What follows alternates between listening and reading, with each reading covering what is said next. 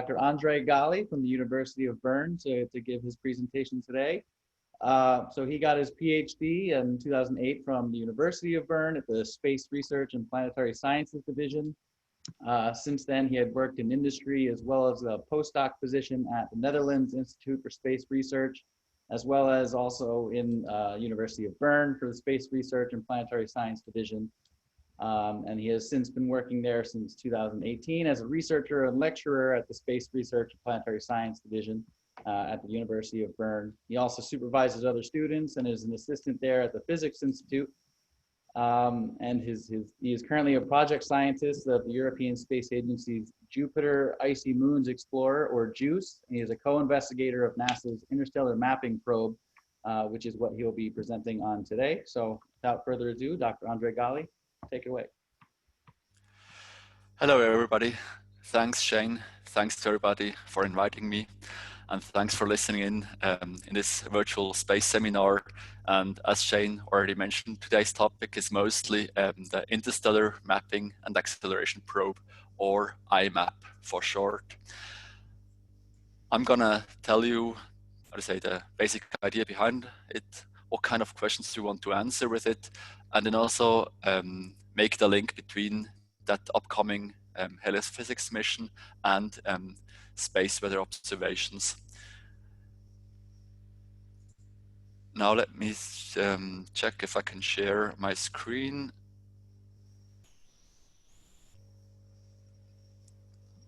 And I think that should be all right. Otherwise, Shane or anybody else, please warn me if it doesn't work. And I go to... We can see it, but maybe you want a full screen. Yes, no. Here we are. Yeah, Perfect. that was my intention. So, as I said, today's topic is this Interstellar Mapping and Acceleration Probe. It's the next upcoming Heliophysics mission. And I chose a title, probably too long of a title, New Perspectives for Heliosphere and Solar Wind Science and Space Weather Forecasting. So you see, it's a long title, but IMAP is a little bit to blame for it because IMAP will combine most of the different aspects of heliophysics into one single mission. So there are a lot of questions to be answered, and this mission is of interest to many different people that are investigating heliospheric data in the widest sense. What I've shown here as a title image is basically sort of the official image of IMAP when it was endorsed by NASA in October 2017. When NASA decided, okay, we go for it, we want to make this IMAP mission reality. Now, the problem with this image is this will be very familiar to maybe 100 or 200 people on this planet. They will immediately understand what is shown here with this strange colored blob. But for most other people, well, it looks sort of puzzling. So an alternative title page would be this one here. So we have the sun here to the left. Then we have this, probably it's a coronal mass ejection or something coming from the sun. Then to the right, we have this bluish colored space around Earth, which is Earth's magnetosphere. That is sort of a shield or sort of a protective lens against this stuff coming from the sun. And then sitting between the sun and the Earth, we have this small spacecraft, which is IMAP. It's just another title image. I start with a summary for today's talk.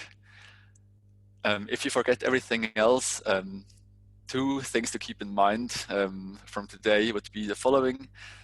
IMAP, which spells out the Interstellar Mapping and Acceleration Probe, is a NASA mission whose launch is scheduled for 2024. And IMAP will combine solar wind, heliosphere, interstellar, and space weather observations. what I'm going to talk today will be, I will give you a short introduction into heliophysics and heliophysics space missions that are out there. Then I'm going to briefly list the science objectives for IMAP, which informs the choice of instruments that we want for IMAP and that we are currently building for IMAP. Then I will pick out 4 of the most interesting questions that we want to answer with IMAP. IMAP will cover much more science than that, but I just chose 4 that look really interesting. Then the 5th point will be the link between IMAP and space weather data. The last point will be, what's the mission profile of IMAP?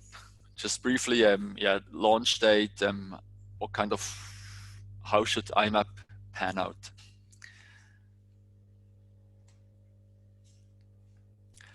So, number 1, the introduction about heliophysics. So before I can talk about heliophysics missions, I should maybe mention what is heliophysics in the largest sense.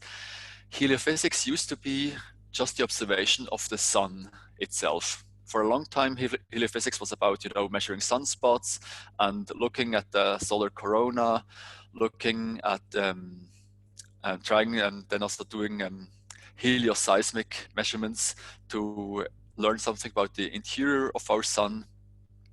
So for a long time, heliophysics was just the sun, so the huge glowing blob itself. But over the last few decades, heliophysics has come to mean or to include many more aspects of space science. It now also includes basically space science between the planets, so studying the solar wind, then studying all kinds of particles that are emitted from the sun and then move out through the solar system and through the heliosphere. So measuring normal solar wind, superthermal particles, observing coronal mass ejections, all that stuff. But then also the whole heliosphere, so the space which is spanned out by the solar wind. This is now also more or less a part of heliophysics in a wider sense. So if we draw the lines this far, there have been many different heliophysics missions over the last few decades. On Wikipedia, I think I found this NASA image about all the heliophysics space missions that have been launched over the last few solar cycles.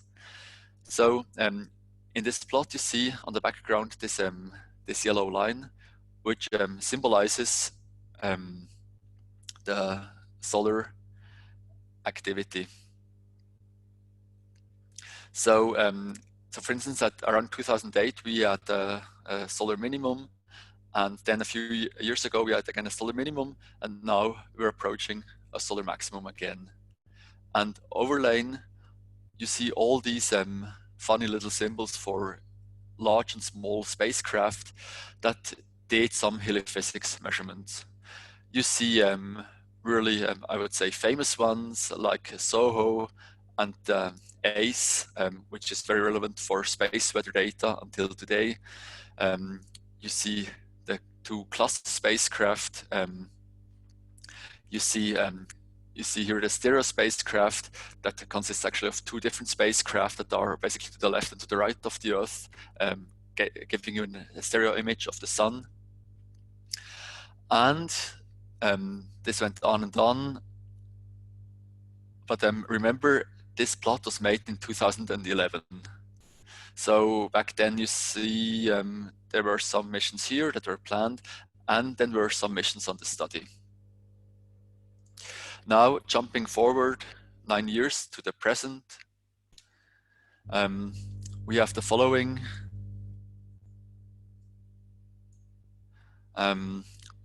This looks as follows.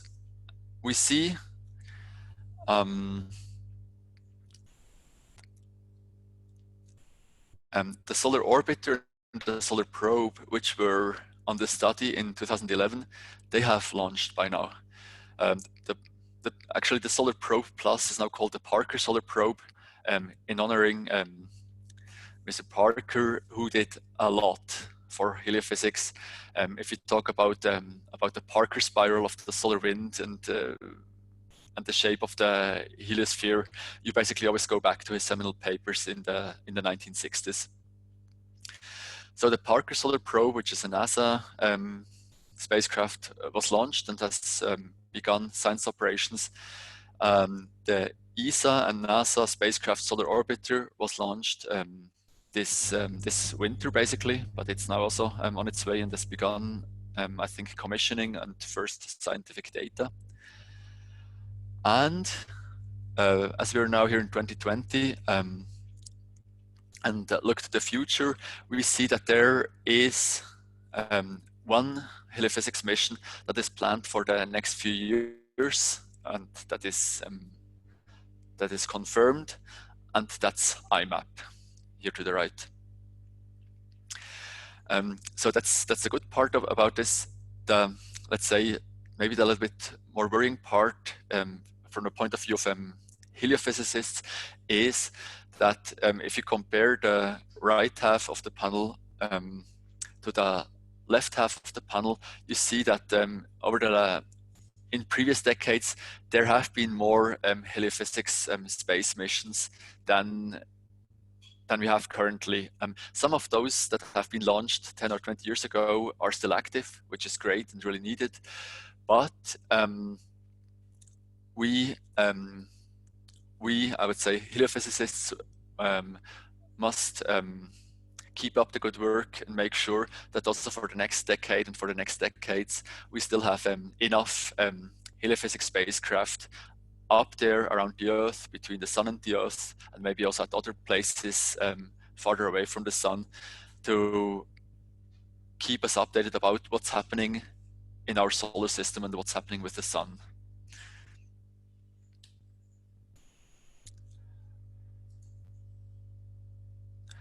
On my next slide, I show you how multidisciplinary IMAP is. If I try to dissect heliophysics into different topics, we have solar observations, we have solar wind environment measurements, we have space weather observations, we have study of the heliosphere, so the heliosphere as a whole, large structure, and then around the heliosphere we have the interstellar medium. So if you divide heliophysics into those different subdisciplines, I would say, you see that IMAP basically covers most of those different disciplines. The only thing IMAP doesn't is, I would say, observations of the Sun itself. It's not built for that, and we leave that to the new solar observation laboratories like the Parker Solar Probe and the Solar Orbiter. But for everything else, solar wind environment, space weather, heliosphere, and interstellar medium, IMAP will have you covered.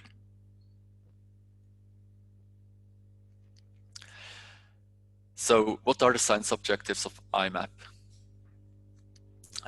We have 4 of that. We have the measurement of the local interstellar medium. Sometimes you will see the abbreviation LISM or ISN.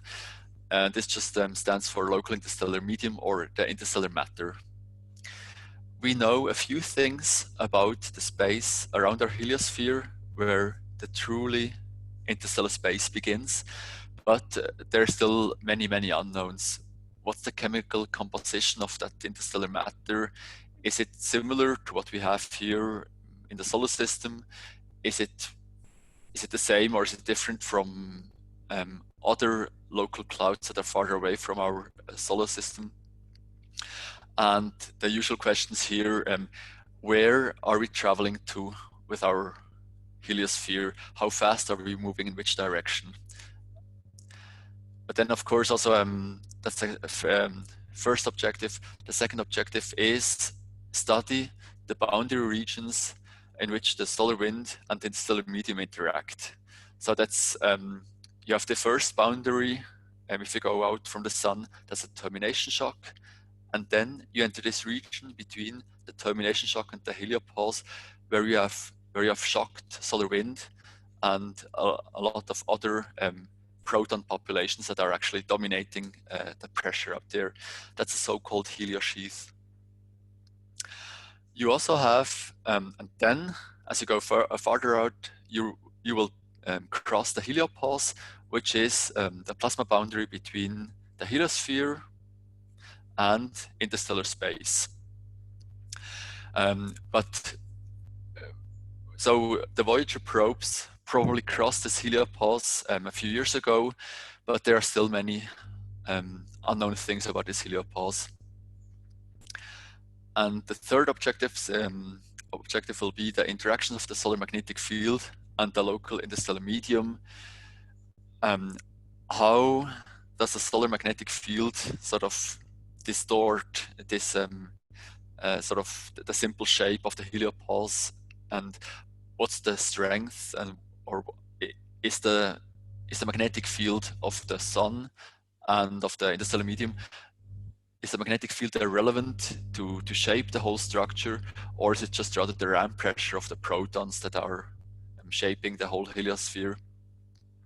Questions like this. And then also related to this is the fourth objective. IMAP is to measure the particle injection and acceleration processes near the sun, in the heliosphere, and then out to the heliosheath. So IMAP must measure energetic particles over a wide range of energies, over a wide viewing angle, and of course also it must be able to measure the full mass range, basically from hydrogen to iron.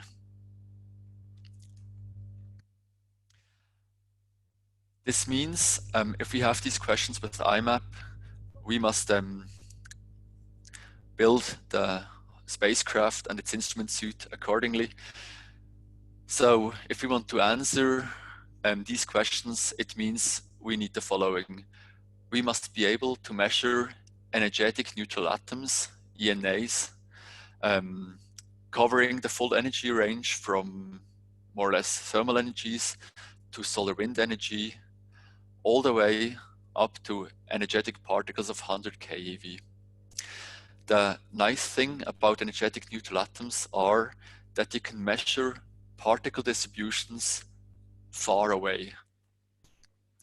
If you want to learn something about the plasma boundaries, you either have to travel for years or for decades until you're there, 100 astronomical units or farther away from the sun, and then you can measure in situ what the plasma looks like when you're out there.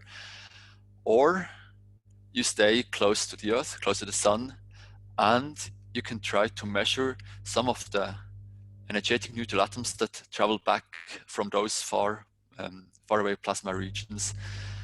An ENA is produced by having any proton out there in your plasma distribution that exchanges its charge with a neutral hydrogen atom that's also there.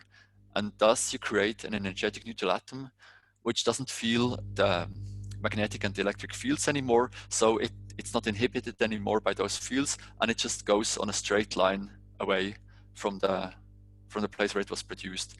And with this, you can learn something about those remote boundary regions by measuring the energetic neutral atoms. So these imagers will be the backbone of the IMAP mission.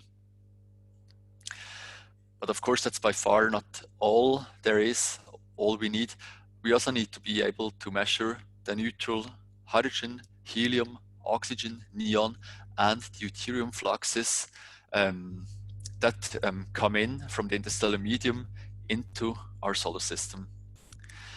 As you can imagine, of course, the interstellar medium also contains charged particles, but usually they don't make it into our solar system because they are charged and they cannot penetrate through the magnetic and electric boundaries.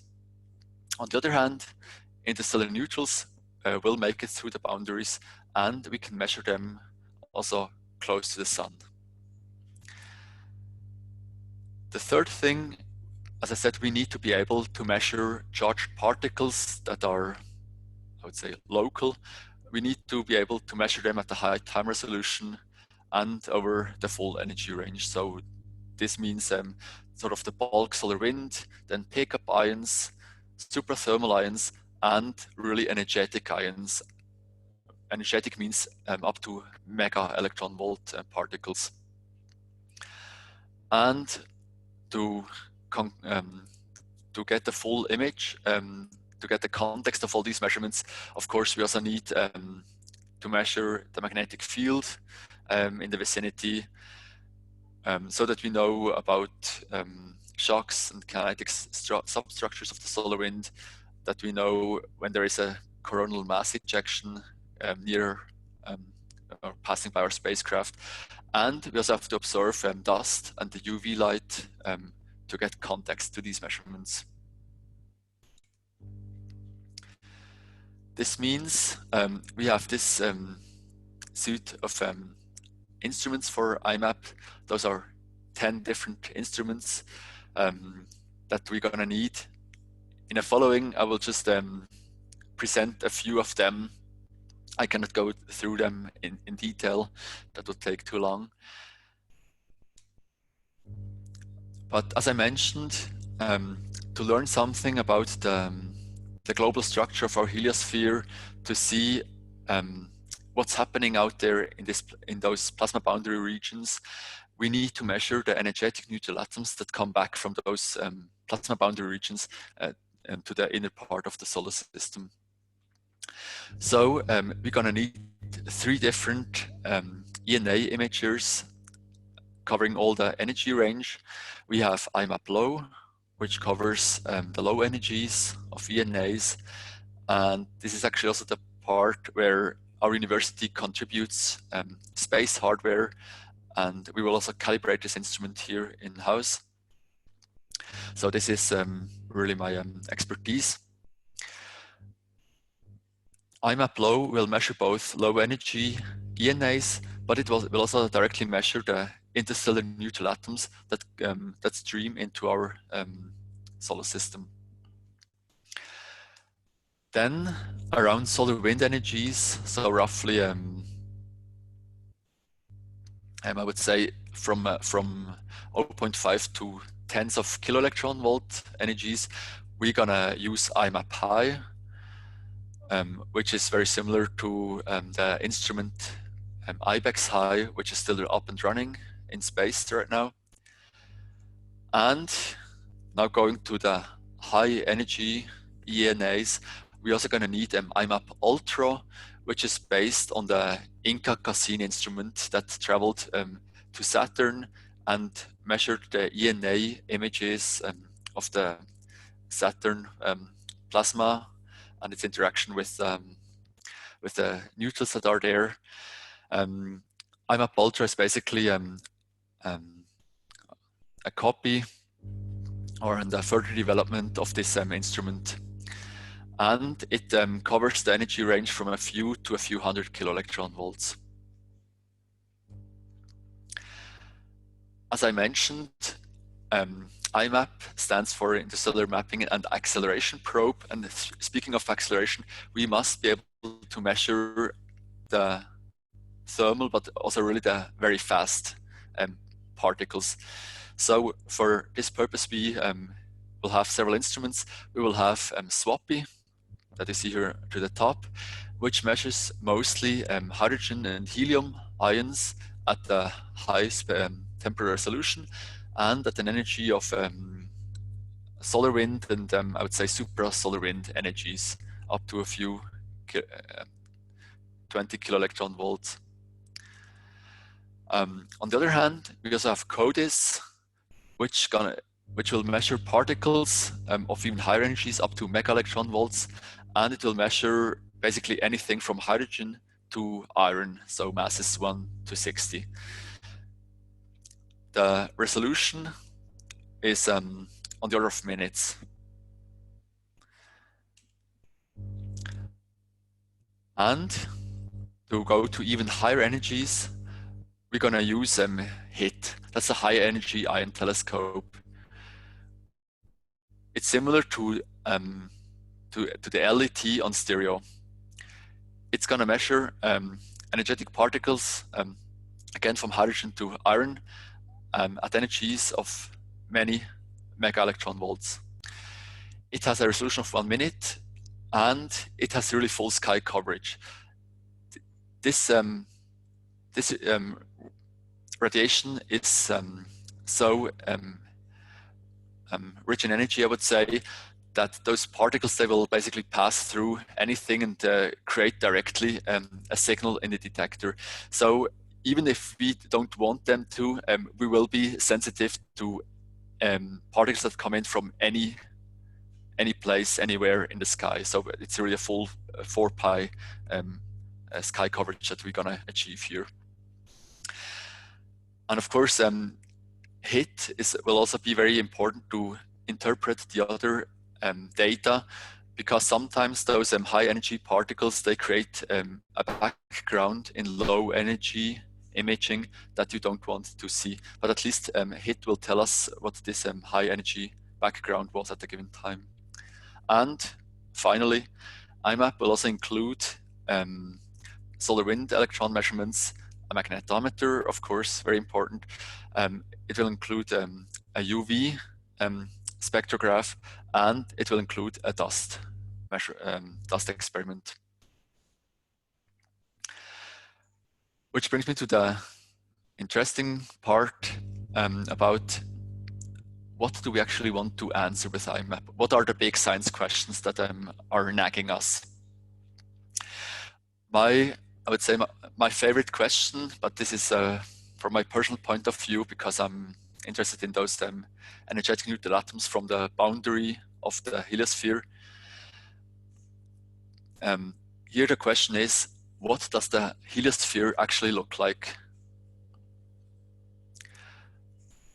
And now you might wonder, well, we have been measuring for decades now and we still don't know it. In fact, yes.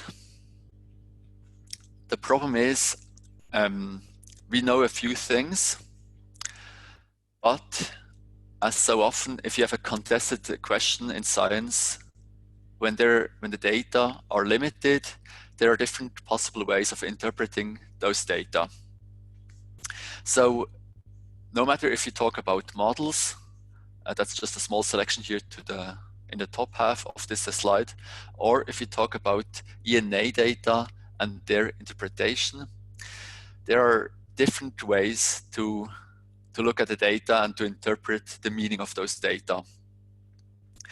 There are a few things that we're sure about. So if the center of the heliosphere is here with the sun and emitting solar wind, so sort of blowing up this bubble like structure, we are more or less sure that at the distance of 80 to 100 astronomical units, we have this first plasma boundary, which is the termination shock. This is the place where the supersonic solar wind is shocked down to subsonic speeds. And then outside of this, you are in the heliosheath.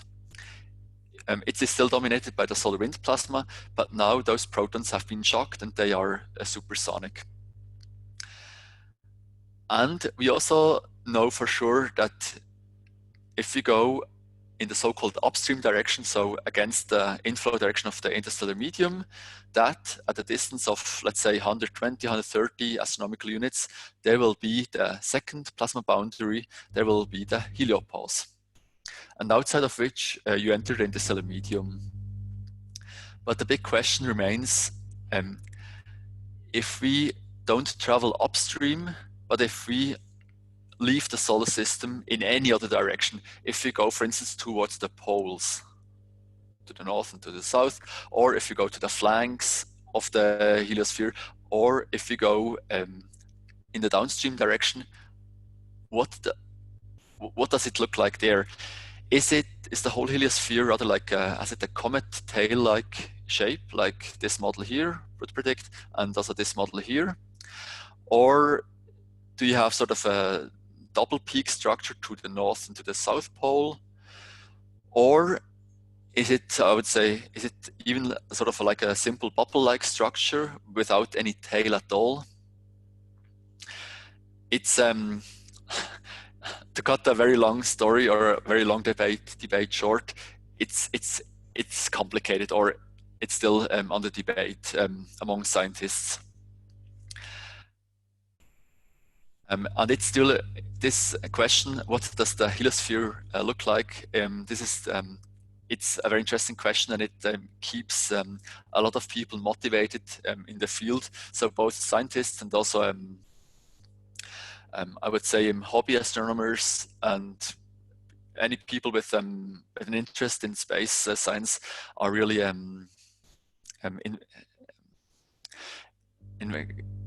investigating this question. For instance, I show you here.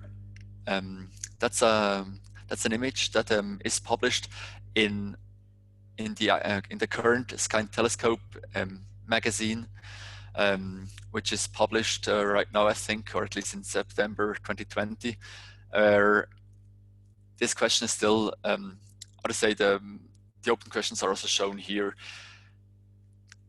As I said, to the upstream direction, we know how things look like, because here the Voyager spacecraft, Voyager 1 and Voyager 2, actually passed through the boundaries.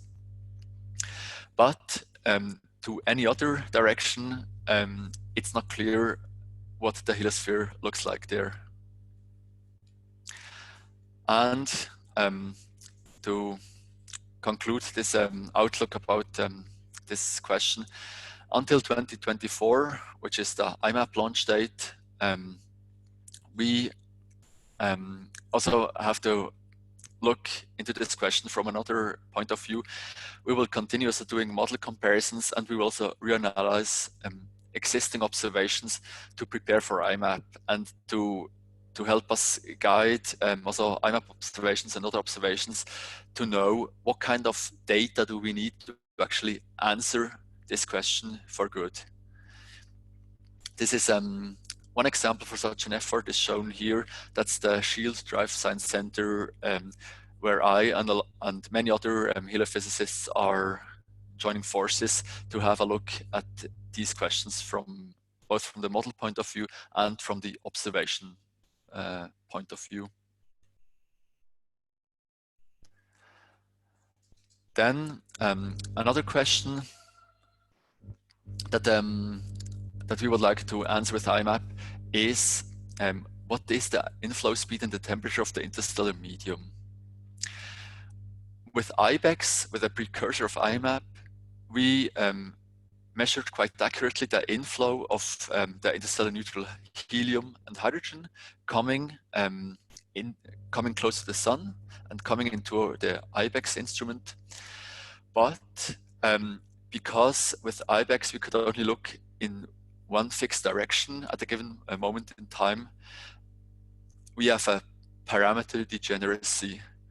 We get the result, but the problem is we then can either change the inflow speed of the interstellar neutral medium, or we can also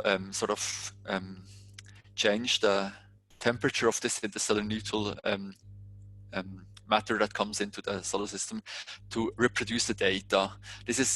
That's why it's called a parameter degeneracy. We have a measurement. It's a good measurement, but we have several parameters where we can where we can play around and get the same result. With IMAP, we have more degrees of freedom to look at another direction in the sky at a given point in time, which means we can break this parameter degeneracy, and we learn more about interstellar medium. So how hot is it? Where does it come from exactly? What's the exact speed with which it comes into the solar system, and so on. Then, of course, there are more questions to answer with the IMAP precursor missions, with IBEX, and also with Inca. We were able to measure energetic neutral atoms from the boundary regions of the heliosphere, and we measured those funny structures in the sky. At around solar wind energy, we have the so-called IBEX or ENA ribbon. That's a region of intense ENA emission across the sky. This was completely unexpected before IBEX. We didn't expect to see any such structure, but it's there. We see it both with IBEX low and with IBEX high. And at higher energies, Inca sees it's not a ribbon, it's rather a broad belt of intense ENA emissions from the plasma boundary. But we don't really know, are those two structures related to each other? And also, what's the fine structure of this ribbon and of this belt? And if we could measure the fine structure, then we hope we learn more about how are those particles accelerated out there and where are they actually coming from. And finally, coming to charged particles, how are those superthermal and pickup ions created and how are they accelerated? This question is important for many reasons. One of the reasons is the following. If you look here at this plot published in McComas et al. 2018, if you are close to the sun, if you're at one astronomical unit here, very close to the sun, at the Earth, the total plasma pressure is completely dominated by the ram pressure of the solar wind. That's this black line. You can say all the other, the high energy stuff, this pickup ions and all that other stuff, yeah, forget about it here. However, if you go farther and farther out, if you go beyond the termination shock in particular, you see that those non-thermal ions, in particular the pickup ions, they will dominate the plasma pressure out there in the heliosheath, and it means they dominate the entire physics of the heliosheath. So they become very important because they basically they tell you what's happening out there, and they govern basically the shape of the whole heliosphere. So if you want to know how things look out there, we must measure those energetic particles more accurately. And it means IMAP also must measure the thermal solar wind, the superthermal ions, pickup ions from interstellar neutrals, energetic particles, and of course also the interplanetary magnetic field to answer these questions. But this also means, because IMAP has to measure this anyway, and it has to measure all those energetic particles at the temporal resolution of minutes or even better, it also means that IMAP is very, very useful for space weather data. The way space weather data and space weather forecasting is handled right now, it looks as follows. Currently, we have existing heliophysics missions, such as the Advanced Composition Explorer, ACE, and some other spacecraft that are mostly situated at the Lagrange 1 point between the Earth and the Sun, and that look to the Sun or around the Sun, and that measure electrons and ions and energetic particles that pass along the spacecraft. And they relay those measurements down to Earth, and from these data you can say something about the current status of the solar wind, and you can make some space weather forecasts. This exists already now, and those data are very important both for science and also for, I would say, for engineers and for space weather forecasting. So for people that are operating satellites. Because as you know, if you have a solar particle event or another or a coronal mass ejection, events like this can enhance the irradiation close to the Earth, which can be a problem to the satellites, and in some cases it can even pose a problem to electricity networks on Earth, at least if you are close to the North or to the South Pole. And of course, it also means your chances are higher that you see nice polar light, but that's rather on the aesthetic side. Now, the thing with space weather data is the following. ACE has been in operation basically since late 90s, early 2000s, and some other heliophysics satellites, and they have been in operation for decades now, and they're getting old, and we don't know how much longer they are in operation. So the plan is to keep ACE operational until 2024, which of course by no coincidence is also the foreseen launch date for IMAP. The goal for IMAP is that IMAP will not only do, I would say, normal science and then collect science data and send them to Earth once in a while, but a small subset of the science data, in particular of the charged particles around the spacecraft, will be relayed immediately to Earth via the IMAP active link for real time, or iAlert. This will provide real-time space weather data at a higher cadence than what we have so far. The goal is to have a data rate of at least 500 bits per second, maybe also 1 kilobit, but their discussions are still ongoing. And these data will be continually downstreamed and then will be transferred to the IMAP Science Operations Center, and where they will be processed and disseminated to the space weather community. As I said, the role model for this is the ACE data repository. This is what it looks now. It's public. It's a public site, so everybody can access it. That's this. Here I just took a screenshot yesterday. I think this is what it looks like. And IMAP will continue this this stream of space weather data. It will continue it at a higher time resolution. Here you see what we will get from IMAP iAlert. For instance, we will get magnetic field data at a resolution of 3 seconds compared to the current ACE real-time resolution of roughly 1 minute.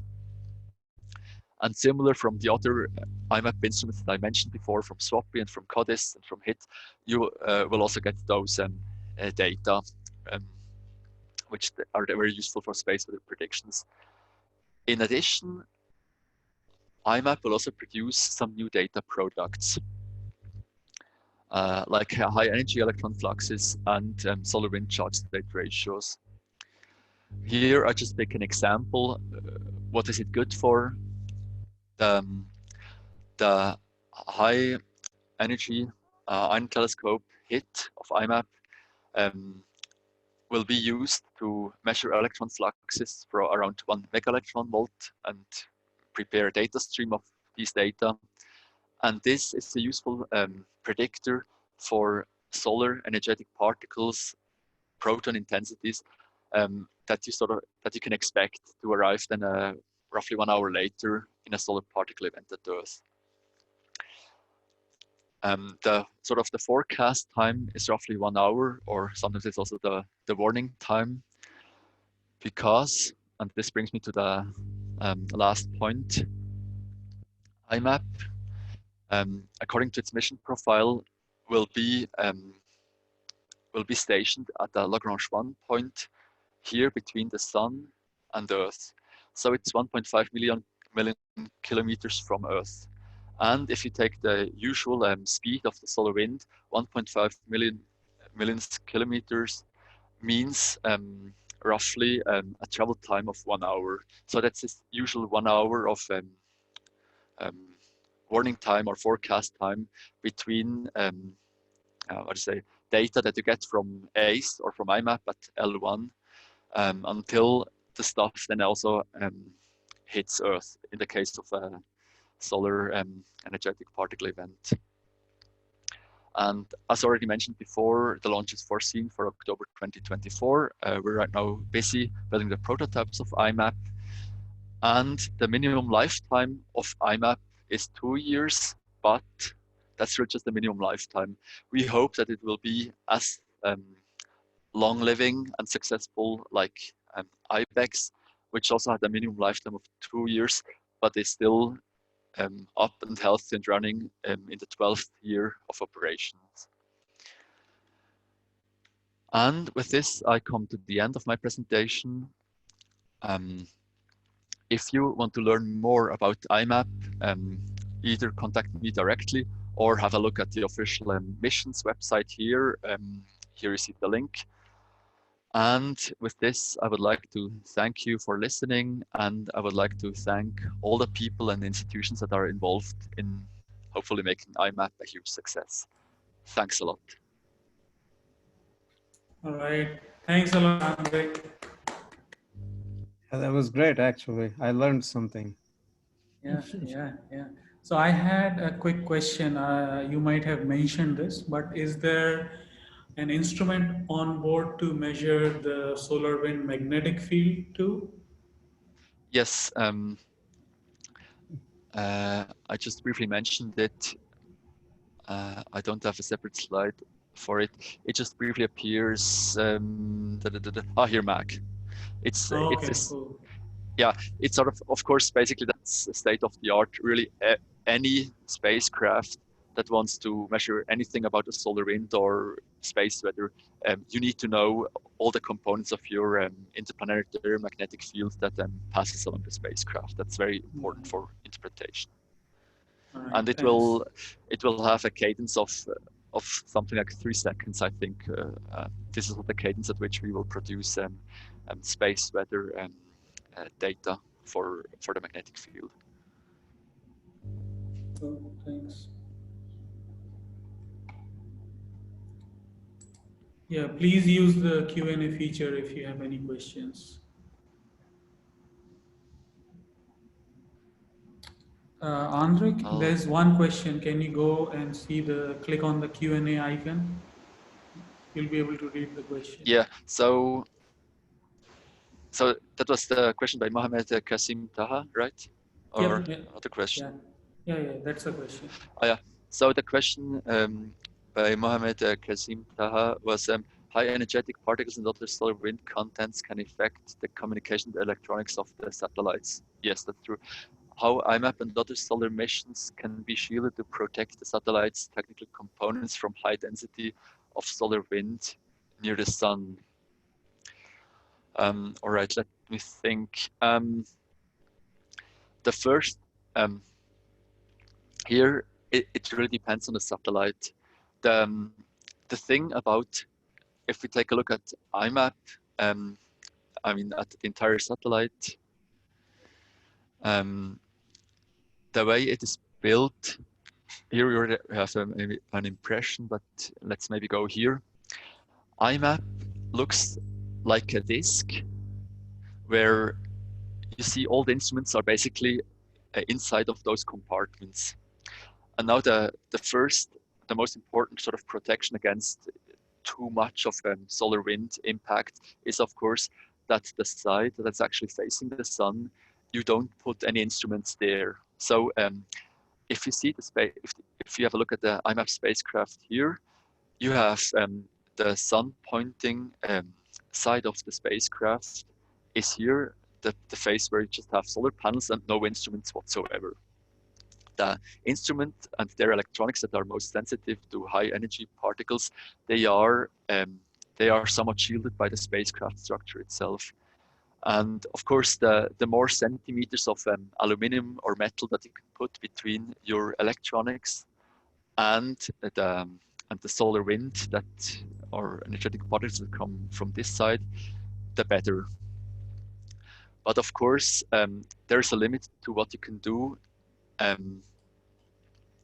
would say scientific satellites actually are maybe not the #1 victims of energetic events. Um, those satellites are meant to be where they are, and they are carefully, how to say, pointing away from the sun. So the instruments are never pointing directly into the sun, and we use specifically designed electronics that is made and tested for a high radiation levels. So depending on where your satellite wants to go in the solar system, you must use other components and circuits that you use to build your electronics. There are actually worse places where you can go in the solar system. If you go close to Jupiter, that's probably the worst place where you can go in your solar system, because there is much more um, high energy radiation, and there this is really a big problem for your electronics. There you have to um, carry along with you several kilograms just of shielding mass, basically just um, different metal alloys of several millimeters, so 1 centimeter thick, to shield the electronics part of your instrument, to make sure that your instrument survives a few years. In this regard, I would say IMAP is not in such an extreme environment, but of course, over the lifetime of several years, things might happen. And actually, if there are several of those SCPs, it's basically a random chance that after several such events, you can create the damage in your electronics. This is why we use radiation-hardened electronics, and we try also to avoid one single link failure, so to say, so to make it more resilient, that even if something breaks somewhere, that not the whole satellite dies, but that it sort of keeps working. But for maybe to conclude this, but for commercial satellites, sometimes those so SCP events or other events actually pose a bigger risk, and sometimes satellites have or electronics has been damaged because of this. The next question is by Samer Hakawati. Solar panel, the PV cells are made by what? So you see them here, but to be honest, I don't know for sure. I guess it's silicon. It's not something very exotic, but I'm not 100% sure, I have to admit. But I mean, the good thing about space is out there you have a continuous sunshine. You're out of the atmosphere, and the way IMAP operates, it is spin stabilized, and this side here of IMAP will always be pointing exactly towards the sun. So a rather small area is enough to create enough power for all those 10 instruments.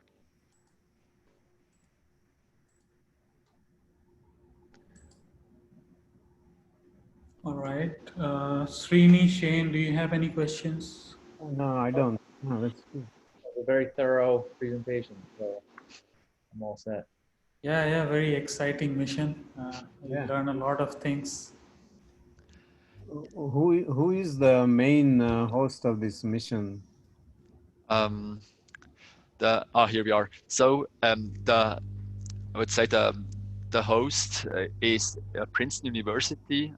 In terms of science, it's Princeton University, and then of course, and many other American and also international institutes all around the world that are contributing.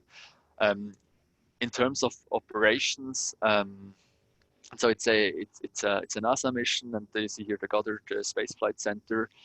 But yeah, as I said, in terms of science, it's the lead is with Dave McComas. Here we even have a picture of him, who is a professor at Princeton University. So this is the official affiliation. Yeah, thank you. Yeah. So actually, I have a question. So I'm more familiar with planetary science missions, and they have, you know, Discovery, New Frontiers. Is this like the large scale mission for heliophysics? Because this seems like it has so many instruments going on and a lot of collaborators. I was curious what the class. Yeah, I have to admit I'm not familiar with the funding. How to say, the exact funding program. I think in terms of finances, in terms of budget or also people involved, I would say it's a upper medium class mission. So there are, I would say, in terms of instruments, yes, there are many instruments involved. In terms of lifetime and missions operations, it's a little bit easier because you just go to the L1 point, and in this regard, it's in terms of the mission profile, it's a little bit simpler, let's say, than if you go to Jupiter or something like this. But nevertheless, of course, it's yeah, it includes many different instruments. And also in terms of I'd say mission preparation time, it's quite an efficient mission in that regard. We were endorsed by the late 2017, as you saw, and we already will launch in 2024. That's a rather, well, of course, a small mission is even, well, usually more efficient, but still this basically just well, time for phase A to phase D until launch of just basically 6 years. That's quite efficient, and this is only possible because we can rely, for most instruments, we can rely on precursor instruments for similar missions, and we also have a lot of know-how from all these universities here that were involved in the precursor missions. There is another question by Muhammad Abbas. Yeah. Yeah, will communications be available with IMAP at all times? That's a good point. In terms of, so the good thing is we're at Lagrange 1 point, so I mean, we don't have sort of a physical obstacle between the satellite and the Earth. The way this is supposed to be working is, here we are. I would say the nominal science data, I mean, they will be measured all the time, and then they will be downlinked, I think, several times a day, depending on the availability of the large telescopes that you need to downlink space data. However, for space weather, it's really important that we have basically a continuous stream of low data rate, but a continuous stream of data. And for this, we're going to use this IMAP active link for real time, which will basically make sure that there is a continuous link of that there is a continuous downlink stream of at least those data. The science data will be downlinked, if I'm not mistaken, a few times a day.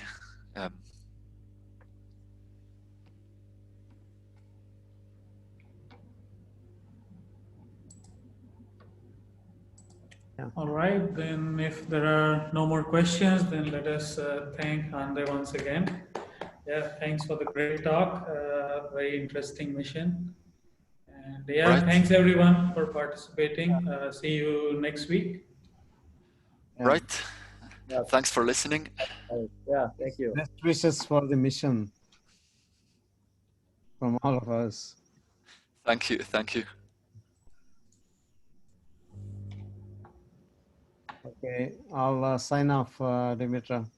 Okay, bye-bye. Right, thanks a lot. All right. Bye. Yeah, signing off as well. Thanks a lot, Dr. Galli. I'll follow up via email. All right. Thanks a lot. Okay, right. thanks, Andre. Bye. Have a nice day.